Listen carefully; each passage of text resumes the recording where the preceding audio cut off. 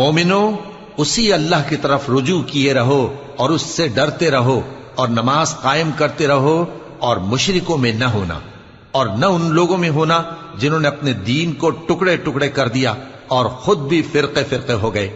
ہر فرقہ اسی میں مگن ہے جو اس کے پاس ہے، اور جب لوگوں کو تکلیف پہنچتی ہے تو اپنے پروردگار کو پکارتے ہیں اسی کی طرف رجوع کرتے ہوئے. پھر جب وہ ان کو اپنی رحمت کا مزہ چکھاتا ہے تو ایک فریق ان میں سے اپنے پروردگار کے ساتھ شرک کرنے لگتا ہے تاکہ جو ہم نے ان کو بخشا ہے اس کی ناشکری کریں. سو خیر فائدے اٹھا لو، ان قریب تم کو اس کا انجام معلوم ہو جائے گا. کیا ہم نے ان پر کوئی ایسی دلیل نازل کی ہے کہ پھر وہ ان کو اللہ کے ساتھ شرک کرنا بتاتی ہے؟ اور جب ہم لوگوں کو اپنی رحمت کا مزہ چکھاتے ہیں تو وہ اس سے خوش ہو جاتی ہیں، اور اگر ان کے اعمال کے سبب جو ان کے ہاتھوں نے آگے بھیجے ہیں انہیں کوئی تکلیف پہنچے تو نا امید ہو کر رہ جاتے ہیں. کیا انہوں